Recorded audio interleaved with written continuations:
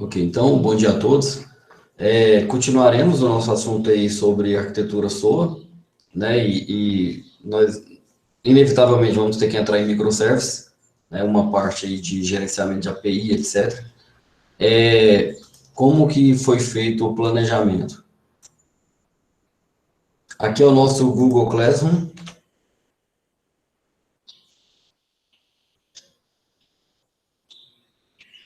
Isso, eu criei aqui os slides das aulas, né? Então, ontem nós passamos por essa daqui. Hoje nós vamos, na parte aqui, até no primeiro intervalo, falar esse cara aqui da aula 2.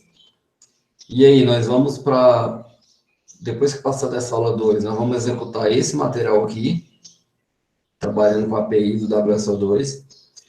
Terminamos de executar esse material aqui do WSO2, nós vamos voltar no slide sobre WSO2, que esse slide aqui ele tem uma complementação sobre esse cara aqui. Aí depois disso eu vou explicar para vocês no período da tarde essas duas atividades que tem aqui. Ok? Então essa seria a nossa estratégia de hoje, ok?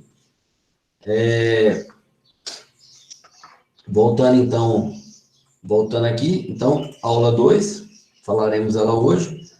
Eu sempre deixo o PowerPoint aqui, que depois se vocês quiserem editar e fazer um reuso, vocês podem, tá? Tá tranquilo. Aqui sobre WSO2, depois que nós fizermos esse exercício aqui. Esse exercício aqui, eu fiz ele, né? Executei e a gente vai fazer junto, porque aí você vai ter o entendimento para poder executar o material extra, né? E esse outro hands-on aqui. Tranquilo? Então, é assim que nós vamos fazer.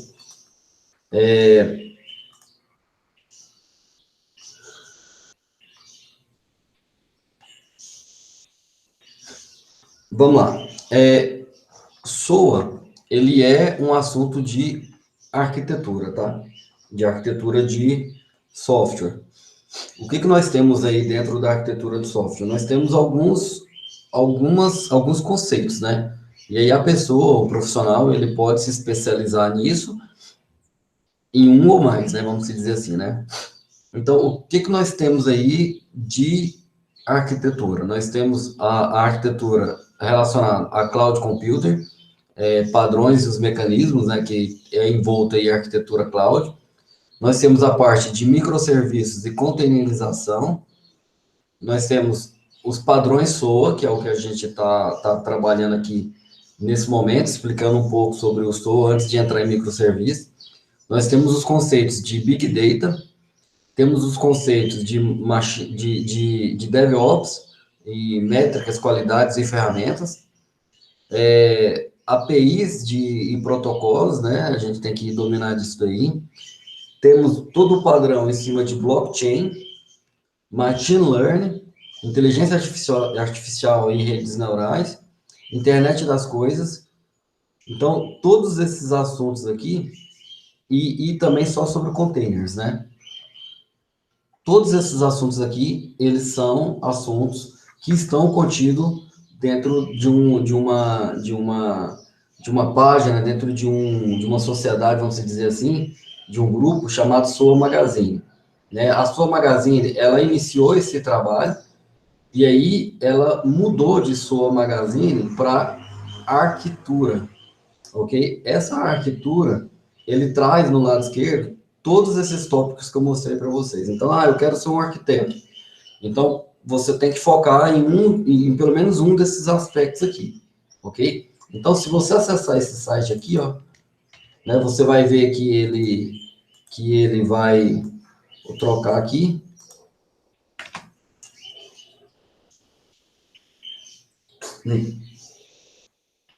Olha lá, você vai ver que quando eu clicar nele, ele vai trocar sozinho para patterns, né, para padrões, arquitetura.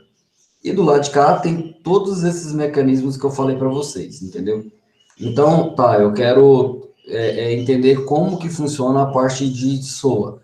Então, tem aqui um menu inteirinho para SOA e todos os capítulos que você tem que percorrer, ok? Inclusive aquele que a gente estava falando ontem sobre governança.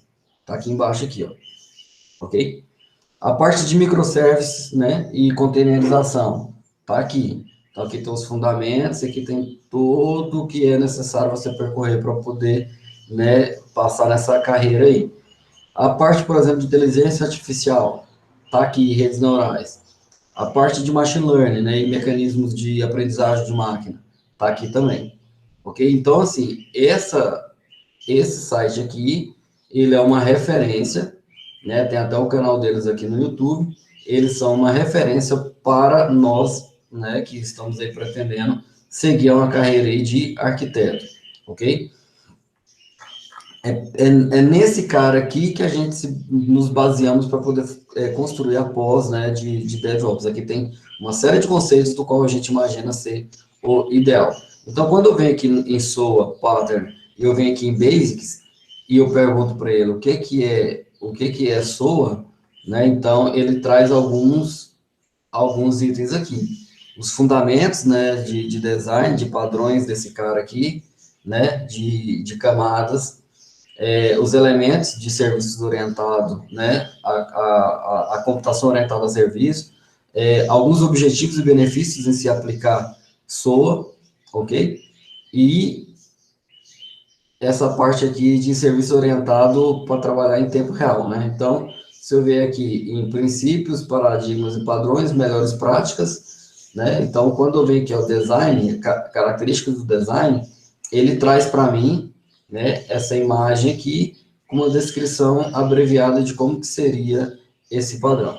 Da mesma forma, ele vai fazer para todos os outros itens que nós temos aqui. Então, se eu vier aqui em microservice aqui, a primeira coisa que você tem que saber de microservice é o conceito de pod, né? Que é um conceito onde você tem vários microserviços rodando dentro de um mesmo namespace, o mesmo IP, ok?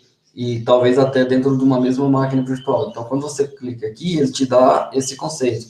Ele também te dá um pouco de conceito sobre as abstrações de microtarefas, a parte sobre você segregar, você isolar as tarefas, a parte de como você fazer deployment desses microservices, né?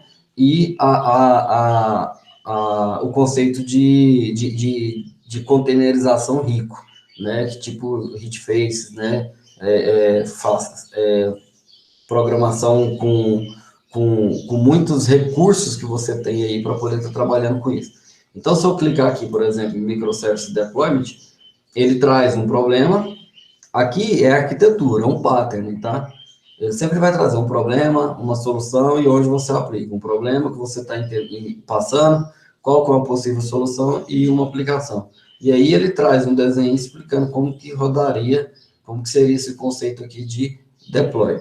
E embaixo, obviamente, ele diz qual que é o capítulo, né, do livro dele que você pode, né, ter um acesso aqui, uma parte paga, outra parte não, e aqui ele traz todo, né, como que você consegue ler isso daqui, e ele fala que só para você ter um entendimento disso daqui, você vai ter que ler um dia para você entender, né, conseguir passar sobre esses aspectos aqui, ok? E aí ele tem os kits aqui de e-learning, né, para você estudar pelo computador, é bem bacana. E embaixo ele te indica a certificação adequada para aquele cara lá. Então, aqui seria uma certificação de microservice arquiteto, né? Um arquiteto de microserviço. Ok? Então, esse site aqui é um site de referência que quando você tiver na dúvida se você está indo no caminho certo, nos designs certos, você acessa esse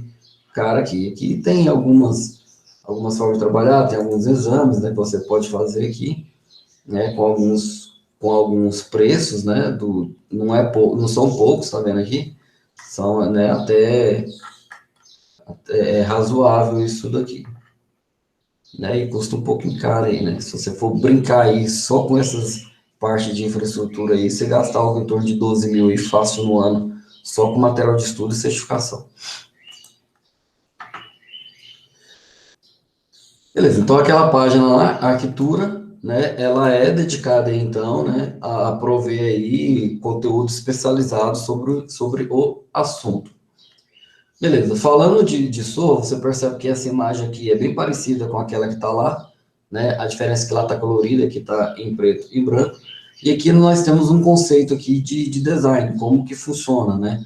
Você tem uma estrutura bastante componentizada, de um lado aqui, com o exemplo A, fortemente acoplado, você percebe que esses recursos aqui, essas funções, né, essas classes, essas atividades aqui, serviços, eles dependem um do outro, tá vendo aqui? Existe uma interdependência, e aí por um meio de um canal único, ele sai para uma estrutura de banco de dados ou não, então tá tudo feito, tudo amarrado aqui. Então, nós chamamos aqui de dependência de estado, ok? Numa arquitetura onde você não sincroniza esse cara aqui, não é só um, e você consegue distribuir onde você está indo, onde você está buscando esse banco de dados, né? E esse banco de dados, ele é um banco de dados dedicado, então você tem ela um pouco melhor a situação, só de não ter o banco de dados compartilhado. E numa situação que nós chamamos que é fracamente acoplado, é onde, não sei se vocês repararam, mas nessa imagem aqui, há um corte na dependência. Aqui, esse cara depende desse, esse depende desse e vice-versa, tá vendo aqui? Aqui é cortado e é feito um rito diferente. Então, você isola os microserviços, por exemplo, ou os serviços, e aí esses caras, a qualquer momento, né, ele tem uma dependência mínima com o banco de dados. Ok? Então, essa é uma estrutura ideal para a arquitetura sua, de você conseguir separar e quebrar isso daí em atividades menores, e essas atividades menores é orientado ao negócio da sua empresa, né? É orientado, então, a serviço. Então, esse aqui seria a parte do design. Então, a orientação a serviços, ela vai enfatizar aqui a criação de características bem específicas do nosso design. Quando eu falar design aqui, eu vou traduzir para vocês como arquitetura, aquilo que eu falei da língua inglesa, né? Lá na língua inglesa, quando você fala aí, por exemplo, de camada, você tem os tiers e os layers, né? Então, quando você fala de tiers, você está falando de arquitetura física. Quando você está falando de layers, você está falando de arquitetura lógica, né? Só que os dois remetem à arquitetura, no nosso conceito aqui.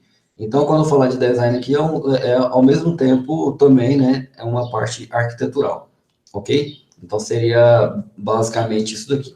Não sei se vocês pegaram o que eu acabei de falar. Então, quando eu falo de tiers, eu estou falando de arquitetura física. Aí eu estou preocupado com containers, com IP, com porta, com switch, com roteamento, com uma série de situações. Quando a gente conversa e fala sobre layers, né, eu estou falando de arquitetura,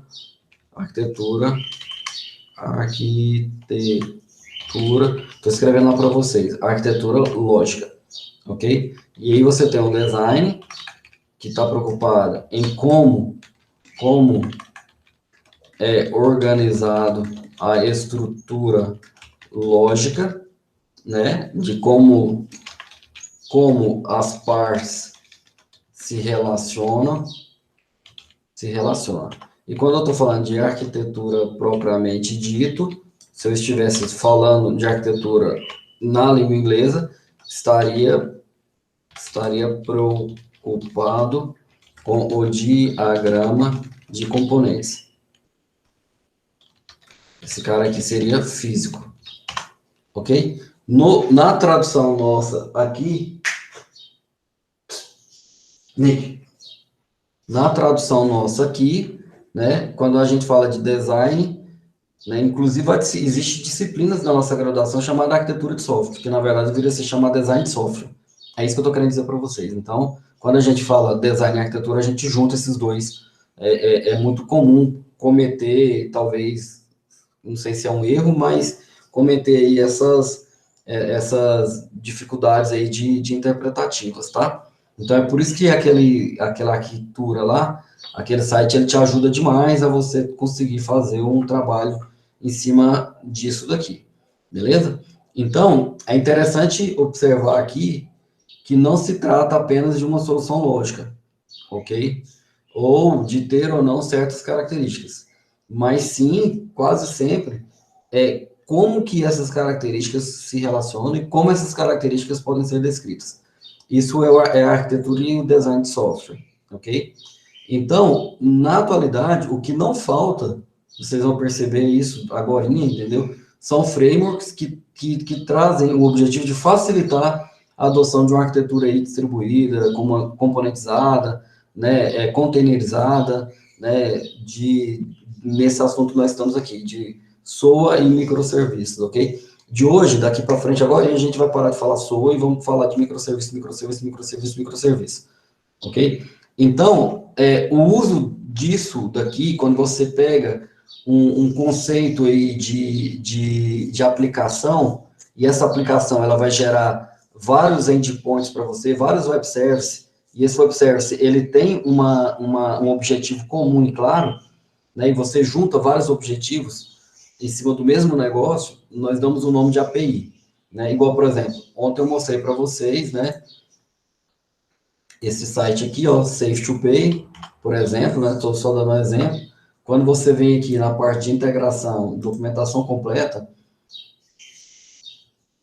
ok? Então, você entende quando você tem um conjunto de serviços trabalhando para o mesmo propósito maior, que é o negócio da empresa.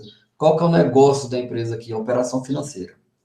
O negócio dessa empresa aqui é a operação financeira, ok? Então, quando eu tenho um negócio dessa empresa, dentro dele eu tenho vários serviços que eu posso ser disponibilizado acerca, entendeu, do negócio da empresa, que neste caso aqui é a operação financeira, eu tenho um conceito de API, entendeu? Eu tenho um conceito de API. Então, quando eu vou trabalhar com a parte de serviços, SOA, e com a parte de microserviços, você vai ouvir falar de API. Essa API aqui é diferente daquele conceito de API que a gente tem, onde nós utilizamos o conceito de API equivocado e falamos que é uma biblioteca. Você pega uma biblioteca de terceiros, coloca dentro da sua aplicação, faz o uso dela e fala que está trabalhando em cima de uma API, entendeu? Não necessariamente, pode até ser, mas não necessariamente. Essas bibliotecas, elas são conhecidas como dependências de projeto. Não necessariamente ela tem um conceito de API. Hoje, na atualidade, o conceito de API mudou. Você tem um conceito de API se você tem serviços distribuídos, onde você pode consumir serviço, onde você pode fazer uma descoberta de serviço, onde você pode fazer isso de maneira segura, gerenciada, ok? Então, esse é o conceito de API hoje. Então, quando eu falo aqui no nosso material, o uso de APIs, entenda que essa API aqui, ó, ela abarcanha o negócio da empresa. Okay? Vamos supor que o meu negócio seja roteamento de carga. E lá dentro eu tenho uma série de funções, né, de serviços que ajudam a qualquer pessoa a trabalhar com roteamento de carga. Então, eu posso chamar isso de API. Ok? Eu consigo te dar um mapa, não sei o que você vai fazer com esse mapa, tá? E consigo te dar várias funções em cima desse mapa. Consigo fazer com que você consiga dar zoom no mapa, localize o endereço, localize pontos de interesse, restaurante, utiliza um bonequinho que põe em cima do mapa e você consegue ver as ruas. Eu não sei o que você vai fazer com isso, mas eu te dou funções do qual você pode usar isso. Então, nós chamamos de API também. Entendeu? Então, esse daqui seria o conceito. Então, vou colocar aqui para vocês. API, então, seria o conceito de encapsulamento do negócio através da construção de vários serviços. Ok? Seria isso daqui. Né? Tem que estar disponível, né? Tem que ter uma resposta rápida, tem que ter segurança, né? Tem que ter auditoria, tem que ter alguma parte aí de analytics, né? De análise de dados mesmo, né? De data analytics, entendeu? Então, ele tem que te prover algumas coisas nesse sentido. Tudo isso que eu acabei de falar aqui são características, então, das ferramentas que fazem a gestão de API. Então, vamos entender aqui que existe uma ferramenta por trás desse cara aqui, que fornece todos esses mecanismos que eu acabei de falar. De segurança a data analytics em cima de quem? Em cima da API. Ok? Então, essas ferramentas, elas são ferramentas poderosas, do qual você vai sempre precisar de uma chave, né? De uma chave né, para garantir a segurança e a troca de informações de um lado para o outro.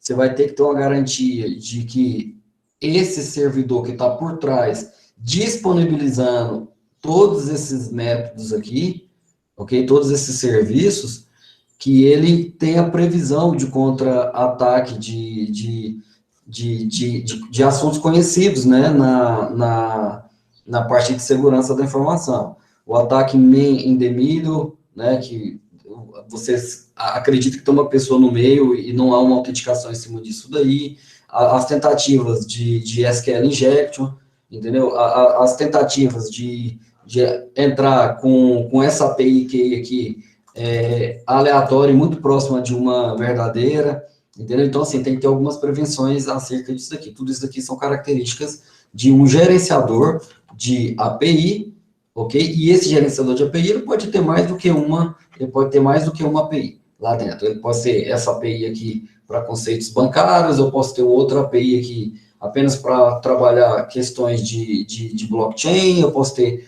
outros caras aqui só para poder trabalhar outras situações do Pix, por exemplo, eu vou separando, entendeu? É bem bacana essa estrutura, ok?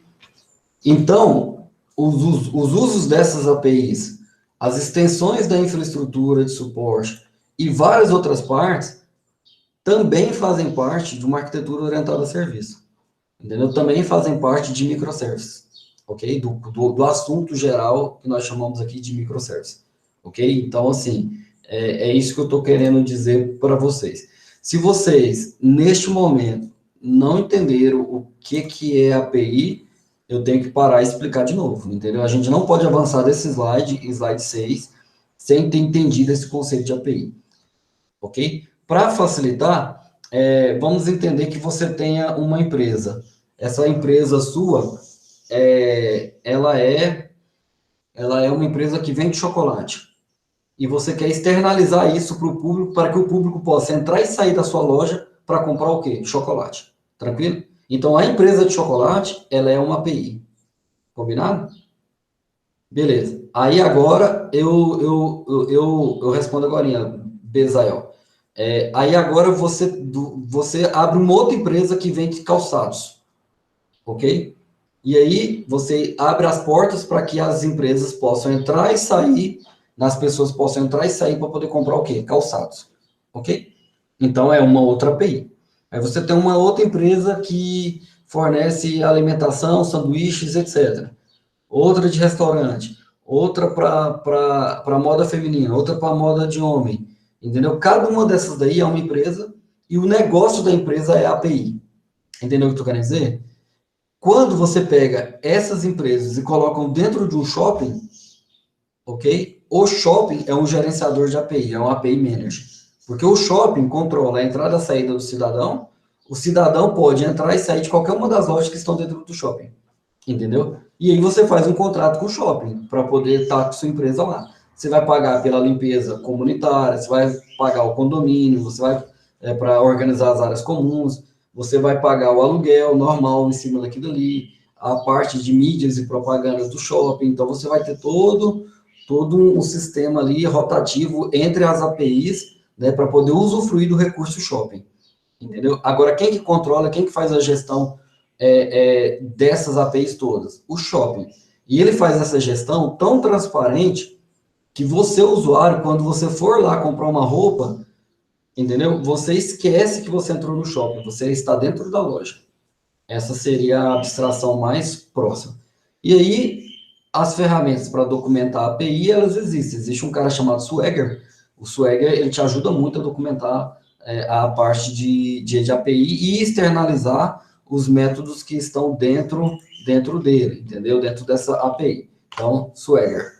Beleza? Esse seria o cara aí para poder te ajudar a documentar aí a API. E com certeza existem outros, tá? Aqui é só, tudo que eu falar vai ser um dos exemplos. Vocês vão perceber que existe o shopping aqui de Aparecida, existe o shopping ali do Buriti Shop, que aí já é Goiânia, Goiânia Aparecida eu não sei, Goiânia Shopping, Portal Shopping, Flamboyant Shopping, Bougainville, né? Então, assim, desculpa eu não citar os outros todos aqui de Goiás, né? Mas tem shopping demais, tem vários APIs manager. onde é que você vai colocar o seu empreendimento? Entendeu? Onde é que você vai abrir sua loja? Você vai abrir a sua loja em qual shopping? Entendeu? Então, eu vou trazer um exemplo aqui com o WSO2, ok? Tranquilo? Então, essa seria a nossa ideia aqui. Tudo isso faz parte da arquitetura orientada a serviço. Novamente, se a gente vier aqui, ó, né? Se a gente vier nesse cara aqui, se viermos aqui e procurar aquela cara, deixa eu pegar o nome aqui de novo que eu sempre esqueço. É difícil falar esse cara. Arquitetura.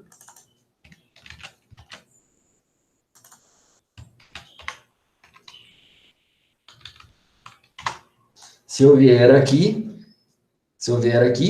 o que que envolve a arquitetura SOA, né? Deixa eu achar aqui. Olha lá, cara, tem trem demais, entendeu? Né? Olha lá, tem protocolos, lógica de serviço, camadas, né? Tem a parte aqui de você fazer um inventário, né? De catalogar, né? De catalogar as nossas APIs, né? Igual o colega perguntou se existe como documentar. Documentar é uma característica obrigatória. Entendeu? Tem a parte de governança, tem a parte de segurança, a parte de gerência de contrato, encapsulamento, entendeu? Então, assim, tudo isso daqui faz parte de uma arquitetura sua. E se você for para dentro de microservice, boa parte do que está aqui contemplado evoluiu para essas outras coisas aqui, ó. E agora aqui entra características do qual não pode faltar hoje. Escalabilidade, alta performance, entendeu?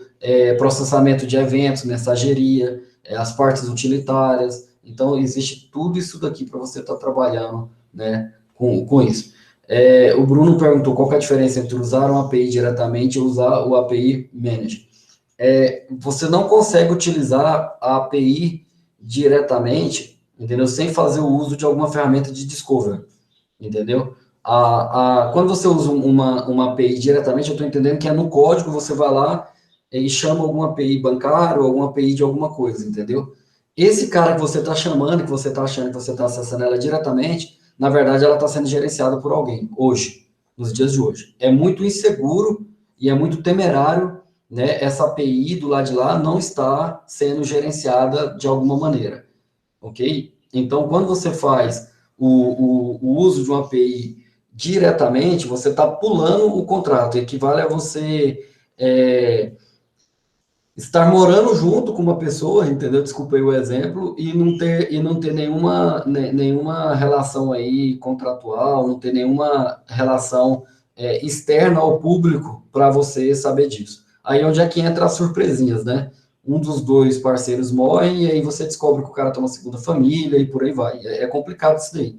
Então, o uso de API Management é para te dar essa segurança, é para te dar essa gestão, é para você poder saber ter uma análise sobre os acessos em cima da sua API, se ela está dando conta de suportar as requisições. Então, o uso direto de uma API, ela é bem complicada. Para você fazer o uso direto de uma API, então, na verdade, você está consumindo um web service que alguém subiu de um lado ou do outro, e aí ele não entra muito bem no conceito de API, no nosso novo conceito de API, tá? Vamos supor, eu subo uma aplicação monolítica aqui, né? E aí eu crio alguns serviços com web service lá sei lá, com RESTful, pode ser com qualquer um, entendeu? JAXB, né? Eu crio ali um WSDL e eu disponibilizo para você. E você está consumindo esse web service daí diretamente, e esse cara meu que não está gerenciado, está dentro dessa arquitetura monolítica, é temerário isso hoje, entendeu? Hoje a gente não faz essa gestão, porque quando isso aqui começar a crescer, você vai perder capacidade de gestão em cima das suas APIs. Então, essa seria a principal diferença. É por isso que você passa a utilizar o API Manager, entendeu? Porque você pode ter uma arquitetura robusta, escalável, entendeu? E segura em cima dos serviços que você provê. Certo, Bruno?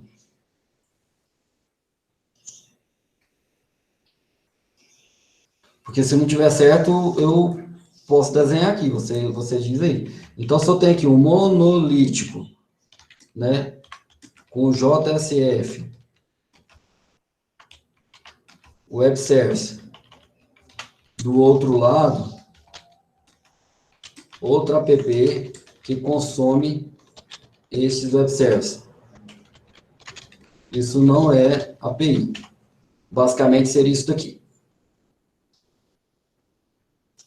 Ok? API eu tenho toda uma gestão por trás de serviço, todo um catálogo de serviço. Eu tenho uma série de representação do estado da arte disso daí. Eu posso encapsular, eu posso monetizar isso. Olha só que bacana, eu posso monetizar cada chamada. Eu te vendo um serviço, cara, de emissão de nota fiscal, que se você emitir até 50 notas por mês, é X valor. De 51 a 100 é Y valor. Entendeu? De 100 a 200 é Y mais, entendeu? Então, eu consigo fazer esse tipo de monetização de maneira distribuída, transparente, do qual eu não tenho que ficar fazendo essa gestão de quem está utilizando a minha API ou não. O cara entra, se cadastra e já tá funcionando. O próprio container te ajuda a gerenciar isso daí. Do contrário, você teria que construir essa parte aí de disponibilizar esse serviço e etc. É muito comum essa dúvida do Bruno aí, porque nós estamos, nesse momento, passando por essa transformação. A transformação onde os serviços estavam expostos e a gente programava tudo para poder fazer aquilo ali, até o momento que agora existem frameworks que conseguem disponibilizar esse serviço para você de maneira mais fácil, controlada e segura. E a principal diferença é que esses serviços vão estar dentro de containers. Esses containers vão ser geridos e gerenciados por outros frameworks, ok? Essa é a principal diferença, porque aí você pode levar para a nuvem e você pode escalar isso daí, ok? Num serviço monolítico ou qualquer outro desses que eu falei para trás, essa escala, tem um custo e ela é demorada e ela é meio complicada de se conseguir, ok? Ficou mais claro? Tá tranquilo? Beleza. Qualquer coisa vocês me falam aí que a gente debate um pouco mais. É igual eu falei, o objetivo nosso é esse, porque o que que acontece? Quando eu entrar na parte prática e a gente fizer rapidão, dependendo do nível de vocês, beleza, eu já cumpri a minha parte que é a principal, que é a teórica. Eu não estou preocupado com a parte prática, entendeu? Eu estou preocupado com a teórica. Por que que eu não estou preocupado com a parte prática? Porque a parte prática, se eu mostrar de novo a estrutura do seu curso, você vai ver ela mais para frente, de qualquer jeito. Você vai ver de novo. Agora, a parte prática troca. Toda hora troca as ferramentas. Agora, a parte teórica, bicho, uma vez que você aprendeu, acabou, entendeu? Você só fala assim, o que que tem hoje que faz isso? Então, a sua pesquisa, ela é mais fácil, entendeu? Para desenvolvimento de uma API Master, qual linguagem é a mais performática? De uma API Manager, né? Mestre, a gente não desenvolve, viu, Bezalel? Não sei como é que pronuncia o seu nome, Bezalel. A gente não desenvolve o API Manager. O API Manager nós vamos utilizar frameworks que já existem. Por quê? Porque alguém já desenvolveu. Você vai ver a potência e a capacidade desses frameworks. Entende? Então, o que você faz dentro desses frameworks é configurá-los. E essa configuração é aquela onde você fica 5 dias configurando alguma coisa para fazer o que você quer. É bem complicado. Você fica 5 dias para pôr uma estrutura de segurança nas suas APIs e depois você tem que replicar essa estrutura em todo o código. Esse assunto que nós estamos entrando aqui, essa pós-graduação de vocês, ela não é um assunto trivial, entendeu? Ela não é algo eu vou depois pegar alguma coisa aqui, vou ler e vou fazer. Não é, entendeu? As coisas mudam demais. E tem problemas nesses API Manager, nessas infraestruturas, que o próprio fabricante ainda não sabe. Vou dar um exemplo para vocês. Nós estávamos utilizando o OpenShift. OpenShift, né, é um padrão, né, para você publicar, né,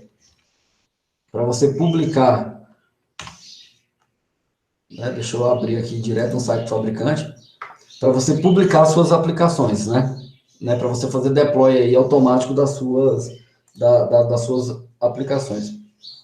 E aí nós temos um servidor na nuvem, né, que configuramos com esse OpenShift, com a infraestrutura do K8S, né, que nós chamamos de Kubernetes, né, porque a pronúncia fica H, Kubernetes, entendeu? É por isso que eles chamam lá de, quando você vê escrito nos tutoriais, assim, ó, K8S, o cara tá falando de Kubernetes, beleza? Só para vocês saberem dessa estrutura. Me dá uma raiva desses acrônimos, né? Eles estão aí para confundir a gente.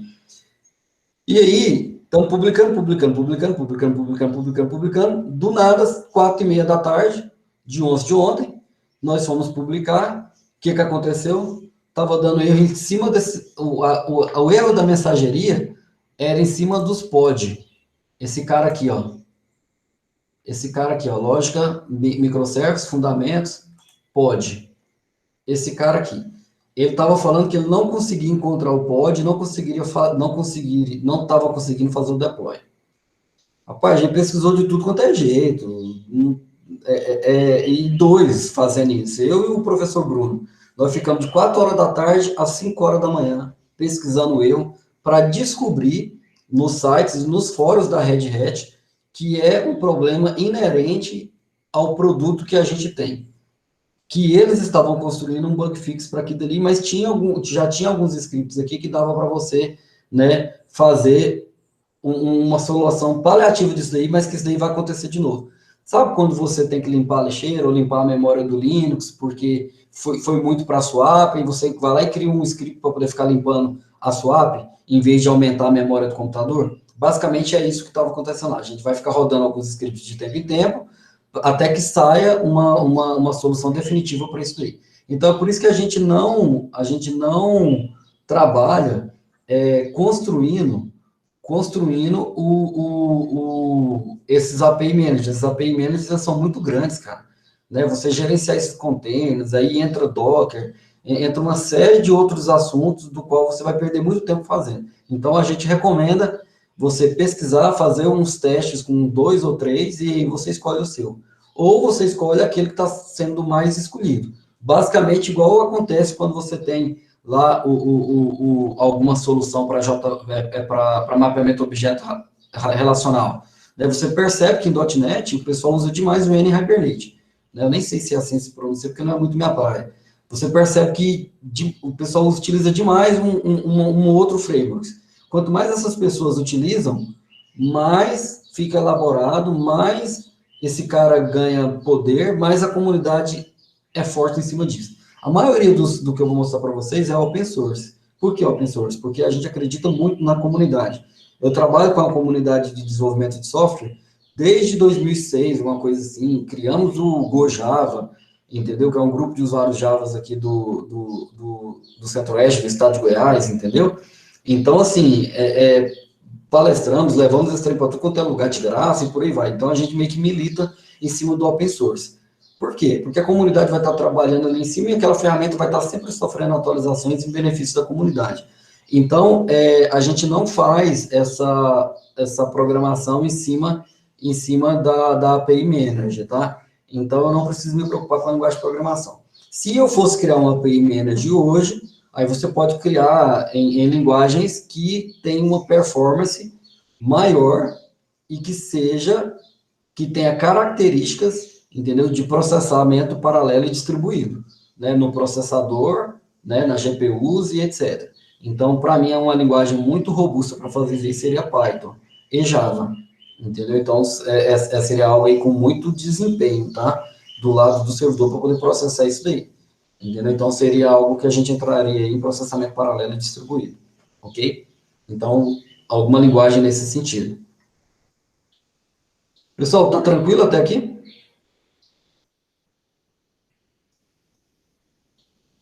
Beleza. Então, o SOA, ela é um paradigma, né, de design de software que abrange um conjunto específico de vários outros princípios. Mostrei para vocês ao tanto de coisas que tem ali dentro. Existem padrões, viu, pessoal? Se eu abrir um livro para você de arquitetura SOA, esse livro vai ter 450 páginas, né, e não vai falar tudo, entendeu? Existem alguns autores aí, né, famosos, né, que escrevem em cima dessas questões arquiteturais aí, ok? Então, qualquer livro que você baixar de arquitetura SOA, esses livros eles serão grandes. Qualquer livro que você for para microservice, ele também será grande. Agora, qual que é o problema? O problema é que nós estamos em 2020.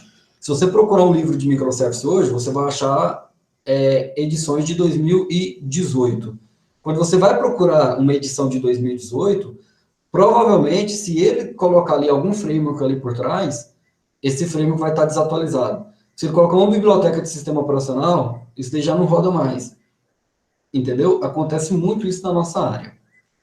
Você utiliza uma versão do Python, essa versão deixa de ter performance, essa biblioteca deixa de funcionar em paralelo com outra, aí quebra, né?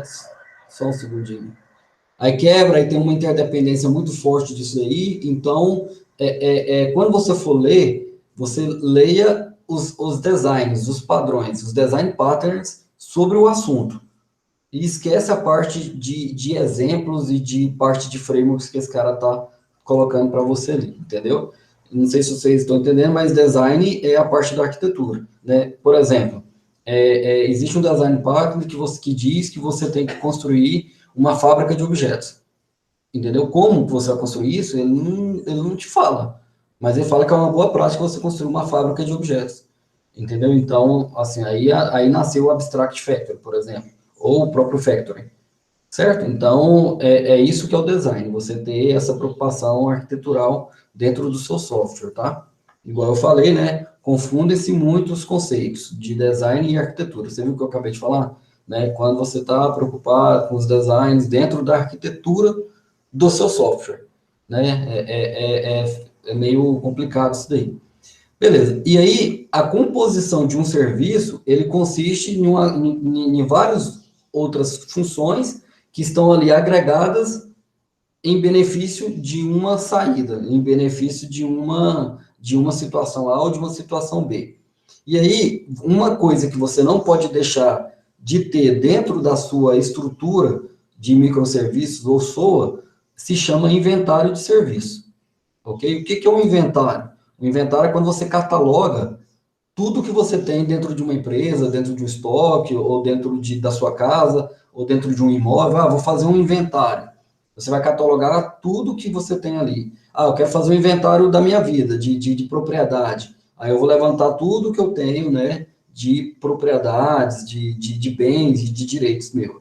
Um inventário de serviço, no nosso caso aqui, ela é uma coleção padronizada que tem a governança, né? E que funciona de maneira independente dos outros serviços que se complementam. Tem que ser independente, senão não é SOA, beleza? Dentro de um limite que representa uma empresa ou um segmento significativo da empresa. Quando eu mostrei para vocês aqui o Safe to Pay, né? E eu estou trabalhando em cima dessas soluções aqui de pagamento, ok? Então, eu estou no limite do negócio da empresa, entendeu? E eu tenho que catalogar. O que é catalogar? Gerar esse cara aqui, ó. E quando você gera esse cara aqui, isso daqui, ó, foi criado por alguma ferramenta. O programador não está criando isso daqui. Lá no código dele, ele fez algumas anotações. Essas anotações, elas são chamadas aqui, ó. Entendeu? Então, esse catálogo aqui, esse inventário, isso daqui é um inventário. Isso daqui existem ferramentas que te ajudam a construir, né, te ajudam a fazer essa situação aqui, entendeu? Então, essa seria a ideia aí do nosso inventário. Vocês entenderam, né? Eu tenho que catalogar os serviços disponíveis do meu negócio ou de uma parte significativa da minha empresa. E aqui são os elementos básicos, ok? Que tem que ter dentro de uma arquitetura, ok? Dessa arquitetura nossa orientada a serviço, entendeu? A arquitetura orientada a serviço, ela é projetada para dar suporte a criação e evolução, entendeu? Daqueles microserviços. Aqueles microserviços, aqueles inventários de serviço, ele é composto de serviços padronizados, ok? Tudo chega aqui, ó, no serviço, certo? Outra situação. A arquitetura orientada a serviços, ela é projetada para suportar as implementações de composição de serviço. Sabe lá na orientação a objeto, aquela parte de composição e agregação, entendeu? É isso daqui, ó, né? Então, quando eu tenho um agregado, o todo pode funcionar sem a parte. Quando eu tenho uma composição, o todo não pode funcionar sem a parte, ok? Então, é basicamente isso. Então, seria essa a situação. E aí, em cima dessa situação aqui, eu tenho que a arquitetura orientada a serviço é distinguível, ok? Principalmente porque ela tem um paradigma orientado a design de serviços, ok? Lembra que eu falei para vocês que para eu trabalhar com orientação a serviço eu tenho que mexer em toda a estrutura, inclusive na pessoa, né? O meu levantamento de requisitos tem que ser orientado a serviço, entendeu? O meu analista de sistemas, ele tem que saber de orientação a serviço, né? O que ele projeta tem que ser orientado a serviço, ele tem que utilizar uma ferramenta de BPMS. Então, o paradigma que nós utilizamos aqui é um paradigma orientado a serviço, que vai fornecer princípios, né, de modelos, de designs, ok? Para que eu consiga gerenciar, criar e manter esses serviços. A arquitetura orientada a serviço, ela também é projetada para suportar as implementações do serviço, obviamente. Entendeu? Então, isso daqui, pessoal, ó, se você trocar esse nome, arquitetura orientada a serviço, para microservice, vai dar quase na mesma. O que que entra aqui a mais de microserviço? A parte de infra. A parte de infra, a parte de cloud. Entendeu? É por isso que a pós-graduação de vocês, ela tem, no final, cloud computer. Entendeu? Porque não tem jeito você trabalhar com DevOps sem trabalhar com cloud. Sacou? Não tem jeito você trabalhar com microserviço sem trabalhar com cloud. Por quê? A ideia de trabalhar com cloud é componentização, é containerização, entendeu? São estruturas isoladas, né, que se comunicam entre si e que estão em várias máquinas, né? Se um nó, né, se um pode cair, esse cara não interfere nos outros. Diferente aqui da SOA, que tudo isso daqui, ó, está em cima de um barramento. Se o barramento cair, caiu tudo.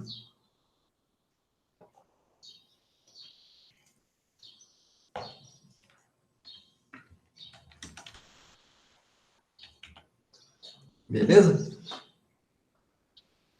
E aí o inventário de serviços é isso daqui, ó. Você tem serviços isolados, né, que são suportados pela arquitetura, e aí você diz que esse serviço, esse daqui, tem uma dependência, eu tenho que executar o exercício A, o B e o C para eu gerar uma atividade X. Eu tenho que executar o serviço D, E e F para eu gerar uma outra atividade Y. Você tem que catalogar isso daqui. Entendeu? Aquilo que eu falei, um microserviço ele pode depender de outros serviços. Então, o inventário de serviços estabelece um grupo de serviços, muitos dos quais são deliberadamente projetados para serem reusados dentro de várias composições de serviço. Essa é a nossa ideia. Esse reuso aí é difícil, cara. Bem complicado. Você programar em cima disso. Fala, esse catálogo aí, a gente faz ele via código, para cada microserviço, né, esperar alguma requisição de um outro, alguma coisa do tipo, ou usa uma ferramenta para fazer esse catálogo? Você vai, hoje em dia, você faz algumas anotações no código, beleza? E aí, essas anotações no código, você entra com um cara chamado Swagger, e esse cara consegue pegar isso daí e transformar para você, entendeu? Em um catálogo legível, numa página bonitinha. Ah, sim, o Swagger, eu uso o Swagger já. Só não entendi o conceito. Lá na empresa eu uso o Swagger, a gente usa para fazer os testes da requisição dos endpoints nuvem. Então, é porque você utiliza o Swagger na parte dele, que é a parte de testar as requisições, entendeu? Mas não necessariamente. O Swagger ele é uma plataforma maior de serviço. A ideia dele é documentação. Ele nasceu com esse objetivo, de você poder documentar, né, documentar algumas partes do seu software. Essa documentação a nível de, por exemplo, vamos supor que todos os devs da minha empresa morreram. Eu contratei outros, eles lêem essa documentação e conseguem tocar o barco, é isso? Tem que conseguir, porque essa documentação aqui, ó, esse código todinho que ele gerou aqui, ó, isso aqui tudo pode ser feito com Swagger. Inclusive esse exemplo aqui para rodar em Postman. Entendeu? Aí esse Postman aqui, você vai instalar ele, né, na parte do seu web ou dentro de alguma coisa, que esse Postman aqui é o client, ok? E aí ele traz alguns exemplos para você. Então, quando eu clico aqui em qualquer operação aqui, e tem essa documentação aqui, tá vendo? Isso aqui é um inventário. O cara tem que conseguir andar daqui para frente. Aqui já tem um exemplo de código. Entendi. Beleza? Então, assim, o Swagger, ele é além, né? Por que Swagger, que ele coloca aqui? Ele te ajuda a fazer o design da API, a desenvolver a API, a documentar essa API, a testar. O problema é que todo mundo utiliza o Swagger só nessa parte aqui, ó, para poder ver se o serviço está funcionando, entendeu? Passa um get ali, um post, não é isso? Passa os parâmetros ali, né? E vê se o trem tá tudo ok. E na verdade, não, ele tem toda essa parte aqui. Se você pegar o que o Swag faz aqui, ó, todinho, você vai perceber que são aspectos SOA, entendeu? Aspectos SOA para microserviços. Então você tem aqui, ó, design, desenvolvimento, documentação, teste, a parte de virtualização e simulação, ok? A parte de governança, a parte de monitoramento, entendeu? Isso aqui é o ciclo de vida. Isso aqui é o ciclo de vida, ok? Então, esse daqui seria a ideia de utilizar um cara para poder fazer isso daqui. E o bacana é que você, quando você subir sua aplicação sobe, o Swagger sobe junto, entendeu? E aí você digita lá barra Swagger alguma coisa e ele abre, né, dentro da aplicação. Então fica bem fácil essa documentação. Certo, Zé? Suave, suave. Beleza. E aqui tem um modelo de serviços, tá? Você tem serviços de entidade, serviços de tarefas, serviços de utilitários, ok? Certinho? Aqui do lado eu coloquei um serviço de entidade, um exemplo aqui. Então, as serviços de entidade são aquelas que elas estão intimamente ligadas com o modelo de dados seu, ok? Então, um objeto de cliente, porque você salva cliente, um objeto fatura, porque você salva fatura, um objeto nota fiscal, porque você salva nota fiscal. Esses são os serviços que você cria, né, da entidade. Os serviços tarefas são serviços que estão relacionados ao que pode e ao que não pode ser feito, ok? Com essa entidade. Com essa entidade, eu posso fazer um CRUD nela completa, eu posso inserir, eu posso gravar, entendeu? O que eu posso fazer, né? Então, eu adiciono funcionalidade, né, aos meus serviços de entidade, ok? Não sei se vocês estão percebendo a minha abordagem, mas eu estou pegando aquela arquitetura que vocês estão acostumados a ter, a persistência de dados, a parte de negócio e não sei o quê, e a parte de controle, para cada um desses caras eu estou chamando de serviço, entendeu? E eu posso ter serviços separados para isso daí. Não necessariamente dentro do mesmo projeto, dentro da mesma estrutura, pode estar separado. E aí, por exemplo, eu quero adicionar uma funcionalidade, uma ação a um serviço para ele ter a capacidade, né, de adicionar um novo registro de fatura. Então, este serviço aqui ele é focado na regra de negócio seu em cima do nosso serviço da tarefa, do nosso serviço de entidade. E os serviços utilitários é aquele que você controla logs de acesso, notificações, tratamento de exceções, retornos de mensagens, um processamento de batch bem específico, por exemplo, entendeu? Esses daí são os serviços, né?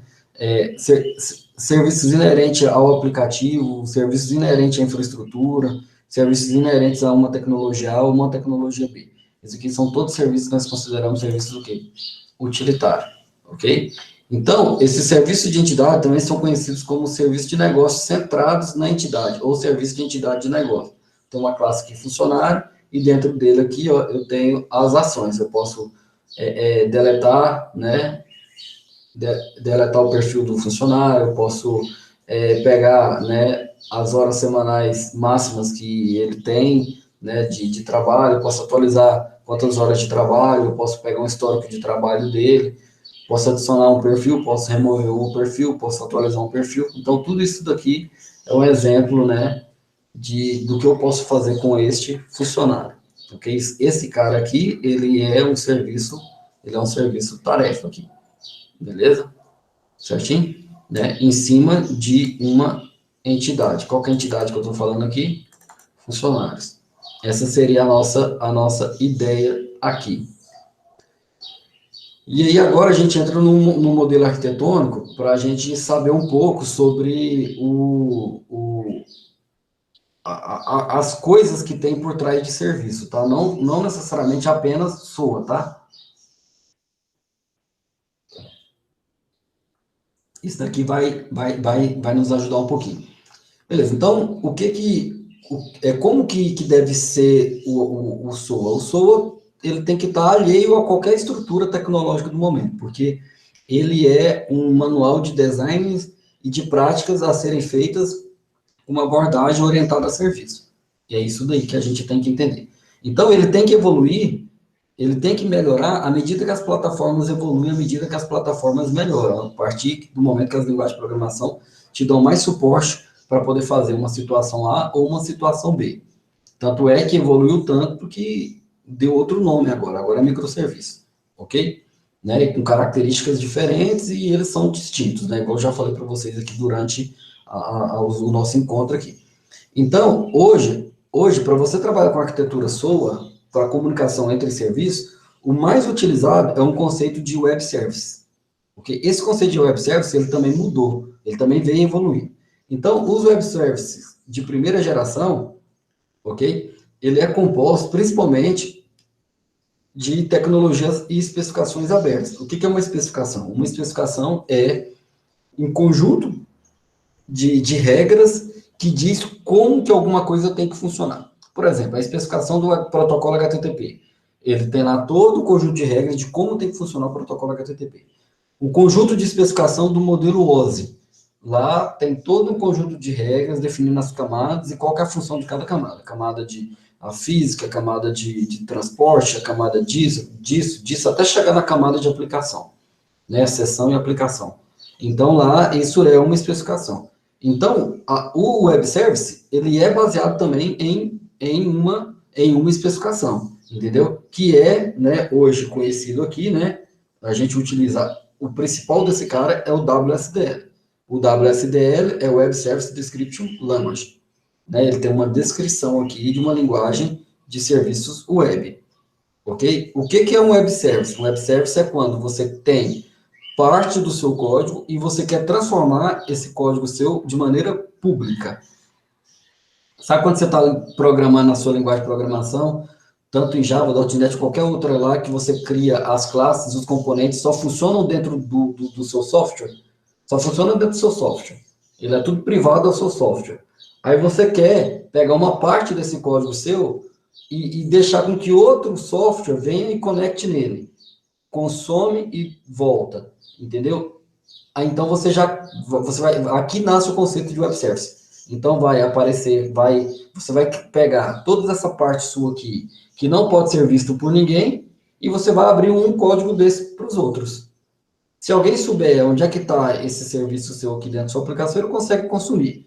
E aí, onde é que nasceu a segurança em cima disso? Porque você está externalizando, está público, mas é um público gerenciado. É um público gerenciado por usuário e senha, por uma chave, por uma criptografia, por algum tunelamento de serviço, né, um TLS aí, ou qualquer coisa nesse sentido.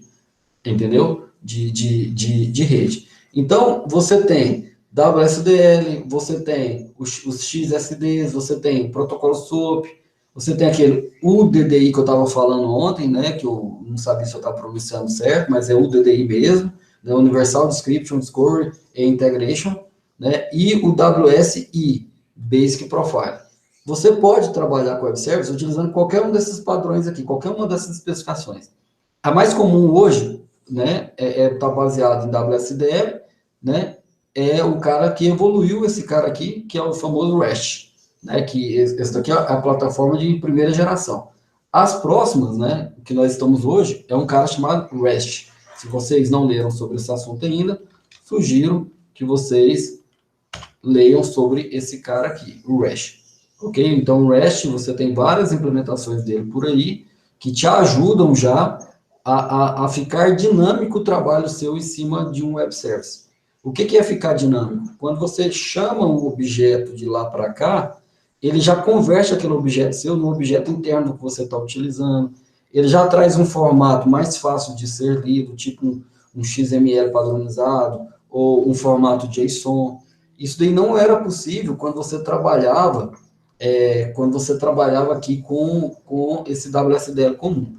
Aí os caras criaram, Cristóvão, API em cima de REST, para que você possa utilizar o protocolo e a forma do do REST, entendeu? Você possa utilizar essa plataforma aí do REST de maneira mais transparente, sem ter que implementar toda a especificação. Aí eles criaram o REST API, ok? Para poder te ajudar a fazer esse tipo de trabalho, ok? E aí, um concorrente do REST aí é o GraphQL que o nosso colega colocou aí, tá? O GraphQL, ele é uma alternativa ao REST. Lembra quando eu falei que foi evoluindo aqui, que muita gente utiliza o REST? Tem muita gente hoje utilizando o GraphQL. Por quê? Porque o GraphQL, né, de Query Language, esse cara, ele te ajuda, entendeu? A trabalhar de um lado para o outro, né, de maneira mais fácil para rodar comandos e consumir API, entendeu? Então, ele te ajuda bastante. Isso ganhou muita força quando o Facebook começou a utilizar ele para fazer uma série de situações em cima de um paradigma de programação orientado à semântica, né? Então, lá no Facebook, você consegue fazer uma pesquisa por semântica. Por exemplo, assim, a manga, eu não falei nada, mas o que é a manga? É a manga da camisa ou é a manga, a fruta? Então, eu preciso da semântica para isso daqui, entendeu? Eu preciso dar contexto para isso daqui. Então, lá no Facebook, você consegue pesquisar meus amigos, que também são amigos do Cristóvão, e que foram para Porto de Galinhas, entendeu? Aí ele faz esse cruzamento e traz apenas os amigos que são comuns entre a gente, que já foram em Porto de Galinhas. Para ele fazer isso daí, o Facebook criou o GraphQL. O GraphQL ele nasceu para poder fazer umas query orientado a um paradigma de orientação a grafo, né, de um NoSQL, não um paradigma estruturado de linha, coluna, tabela, né, ele vai para uma linguagem NoSQL.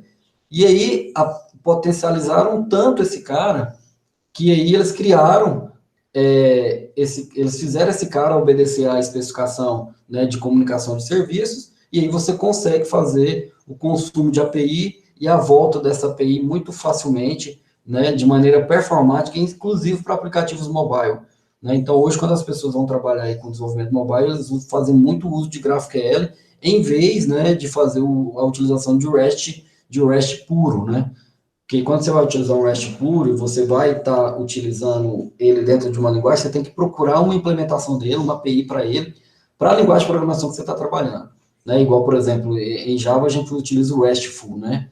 É muito utilizado. Mas quando você está querendo trabalhar com boa performance e com uma estrutura que te potencializa mais, né, e te não deixa preso a alguma coisa, o GraphQL é uma situação, entendeu? Muito bacana de você estar utilizando, entendeu? Então, é muito comum a evolução do GraphQL é essa, né? Se você for lá no Facebook, não sei se a versão em português do Facebook te deixa fazer esse tipo de pesquisa, mas a versão em inglês é certeza. Você vai lá, muda o seu profile para inglês, escolhe um país para morar fora, entendeu? E aí ele deixa você ter acesso a algum conjunto de ferramentas desse tipo de pesquisa. É uma pesquisa semântica, né? Orientado a um banco de dados grafo, um NoSQL, né? Porque o Facebook ele está em cima de um banco de dados NoSQL. E aí foi evoluindo. Essa é a evolução do NoSQL. Beleza? Tranquilo? O Cleito, a chance é muito grande de você desenvolver alguma coisa na pós em cima de GraphQL. Deixa eu ver a matriz de vocês aqui de novo, porque aí eu posso olhar para a disciplina, eu posso olhar para a disciplina, né? E aí a gente consegue fazer uma visualização disso daí. É rapidinho aqui, prometo não demorar.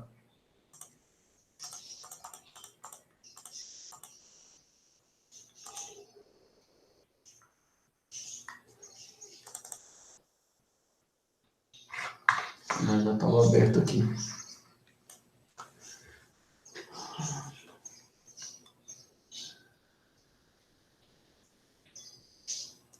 Plataforma como serviço pode ter. É a única disciplina que dá para poder fazer isso daqui, poderia ser essa daqui, essa plataforma como serviço, seria a mais próxima, porque ainda está dentro de DevOps. Aqui não vai ser e aqui também não vai ser. E aqui está muito preocupado com isso.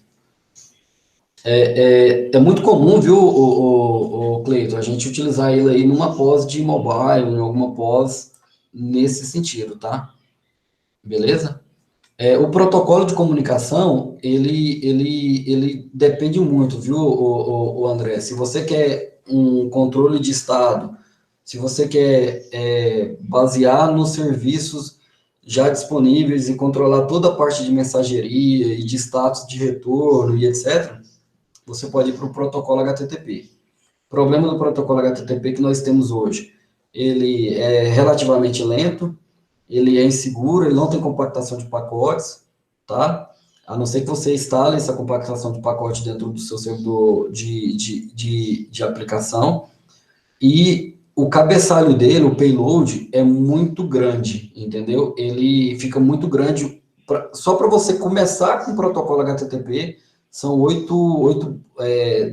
2 bytes, alguma coisa assim, que você já gasta só para ele. Então, as pessoas estão procurando outras alternativas ao protocolo HTTP em cima de aplicações mais sensíveis, tá? Aí existem vários protocolos, né? Esse RPC que você colocou aí é uma das variantes, né? De Remote Procedimento Call, né? Chamada de procedimento remoto. Tem a parte de implementação de RMI, tem uma série de outros caras por trás disso daí, tá? Que ajuda a ser mais performático. Tanto é que a Google, aquilo que eu falei, né, ela criou o protocolo chamado SPID, e esse protocolo SPID, ele é o protocolo HTTP 2.0 hoje, foi adotado pela W3C, e está no forno, mas aí para eu ir para uma situação de protocolo HTTP hoje na web, eu tenho que mudar todo um contexto, uma série de servidores e de funcionamento, inclusive a nível de aplicação. Né? A aplicação ela tem que estar preparada para o protocolo HTTP 2.0.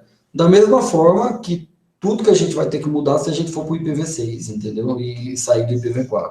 Né? A infraestrutura nossa precisa melhorar muito para poder conseguir chegar no IPv6. E isso envolve as teles, isso envolve, né, todas as empresas de telecomunicação e etc.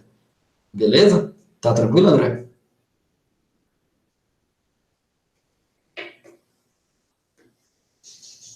Beleza.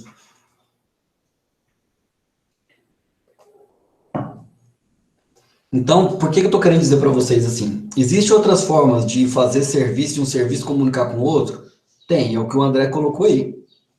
Hoje, o mais utilizado em aplicações web, né, ainda está em cima do protocolo HTTP. Ainda está em trocas de mensagem com REST, ou com GraphQL, ou REST, ou alguma coisa nesse sentido. Ok? Então, é por isso que eu estou colocando isso daqui para vocês, tá?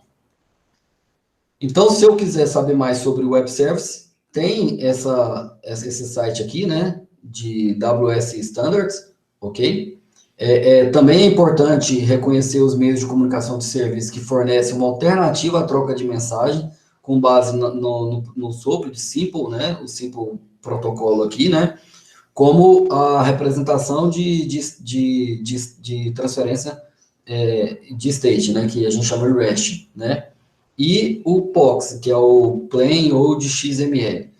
Você vai perceber que esses caras aqui ó, vão estar dentro de todo o software que você constrói, tem que ter um arquivo lá de profile, tem que ter um arquivo lá para o namespace, vai ter um XML que dentro dele vai ter toda uma anotação de XSD de validação, de XSLT. Então, esses caras, ele vai estar... ele é a evolução dos protocolos, não tem jeito.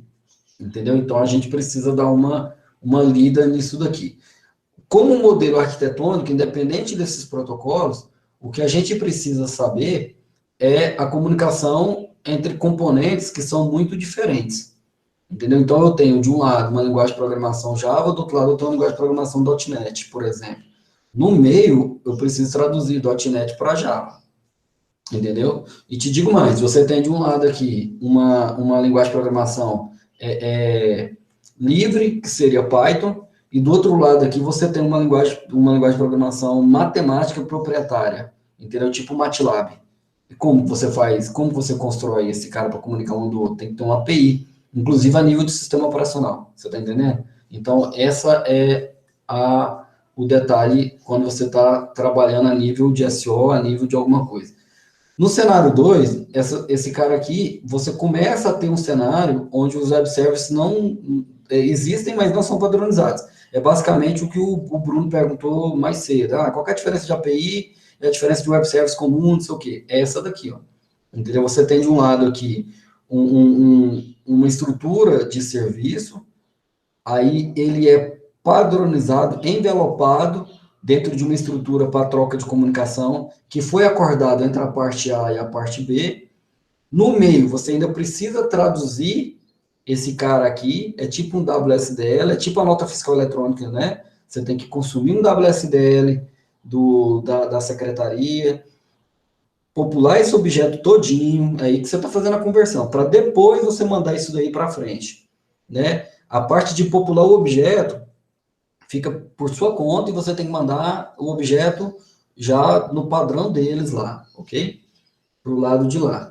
E no cenário 3 é quando você tem uma interoperabilidade e as coisas funcionam sem depender uma da outra. Né? O cara do lado de lá, ele não tem a mínima ideia de onde é que está vindo essa requisição, de onde é que está vindo, de onde é esse serviço. Então já está envelopado, já caiu aqui dentro, não tem mais o que fazer, ok? Eu estou tentando dar uma aceleradinha para a gente terminar logo, para a gente já começar a fazer a instalação e ficar livre, tá? Essa seria a ideia aqui, já tá acabando, tá? Falta só 3 slides. E aí, basicamente, isso daqui é o modelo de troca de mensagem, ok? Agora, a estrutura corporativa, tranquilo? Eu estou trazendo isso para vocês saberem que não é apenas uma mudança de linguagem, de não sei o quê. Não é uma linguagem de programação, entendeu? Isso daqui é uma mudança de paradigma, de comportamental, inclusive, né? Então, aqui você tem um analista de negócio no cenário tradicional, você tem os modelos de requisitos, esse analista, né, entrega essa documentação, entendeu, para o seu arquiteto de software, esse arquiteto de software seu vai liderar a equipe, vai projetar isso daqui, vai criar um modelo de desenvolvimento em cima disso daqui, ok? Vai gerar artefatos, vai começar a automatizar. Toda a automatização ele está aqui dentro, ó, já faz aqui dentro, e uma parte vai sempre depender da outra. Esse é o modelo tradicional que trabalhamos. No modelo de projeto orientado a serviço, você tem um analista de negócio, você tem um modelo de requisitos de negócio, beleza? Igualzinho aqui, ó. Agora, o que que muda? Em vez de você passar para o seu arquiteto, para ele fazer o design físico, você passa a chamar o arquiteto para conversar com você e vocês mapearem esse processo juntos. Ok? Então, o analista de negócio e o arquiteto definem o design conceitual em conjunto. O design conceitual é a concepção da solução. É o que nós vamos fazer, entendeu? É a estrutura que nós vamos adotar, sem se preocupar com computadores. Aqui não é nem feito lá na linguagem de programação, é feito em ferramentas, entendeu? De mapeamento de processo, daqui vai para ali, isso aqui vai ter isso, vai ter que isso, tá um dicionário de dados e por aí vai. Entendeu? Ele vai estar fazendo aqui, utilizando outras coisas. Não é na ideia de desenvolvimento. Ok? Junto com o arquiteto. Quando isso daqui terminar e o arquiteto entender o fluxo, entender todos, mapear tudinho, aí o arquiteto pega essa concepção que foi criada aqui e vai fazer de maneira física, lá no computador. Entendeu? Lá na ideia, junto com a equipe dele.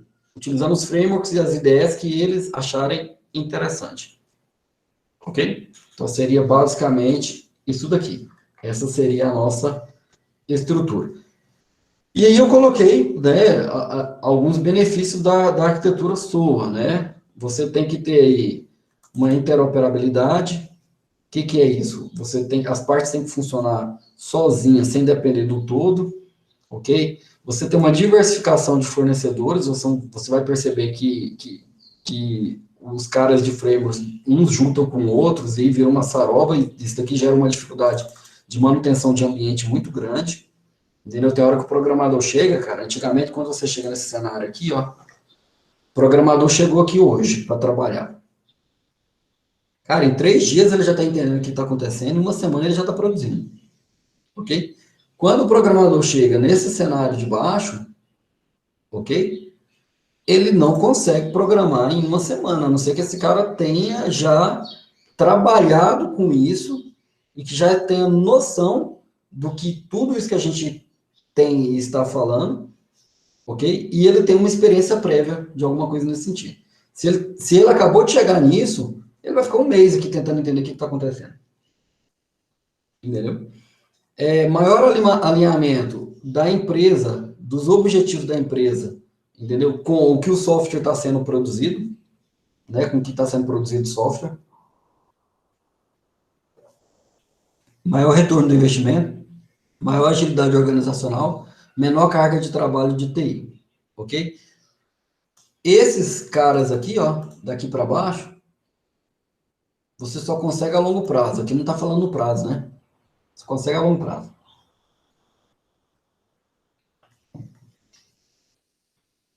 Beleza, então, pontos chaves. A plataforma da computação orientada a serviços, ela abrange um conjunto distinto de elementos. Vocês têm que saberem disso, e mais para frente, quando vocês forem aprofundar, vocês vão perceber isso. Existem várias camadas aí que têm que ser estudadas. Os elementos que representam aspectos específicos da computação orientada a serviços e são coletivamente aplicados, né, nesse sentido, para alcançar os seus objetivos. Modelos de serviço são utilizados para estabelecer camadas de serviço, que os classificam em categorias com base no tipo da lógica que ele encapsula, o inventário de serviço. SOA representa, então, SOA não representa um modelo arquitetônico que está pouco se lixando com como você vai implementar. Essa palavra agnóstico, me dá uma raiva dela, cara, porque você tem que conseguir entender o que significa essa palavra, entendeu? E você demora a entender o que significa essa palavra. E essa palavra está toda hora nos livros de arquitetura, entendeu? Então, quando eu falo que uma situação A, ela é agnóstica a uma situação B, a situação A não se interessa pela situação B, ok? É isso daqui. Contudo, os web services atualmente fornecem, né, um meio de implementação disso, né? Aqui ele está falando o seguinte: por mais que SOA não está preocupado com a implementação, os web services te ajudam nessa implementação, ok? Então, seria, o SOA está preocupado com o que fazer e os web services, né, estão preocupados em como fazer, ok? E aí agora a gente entra nas dúvidas, pausa para a gente ir para o próximo assunto já de execução.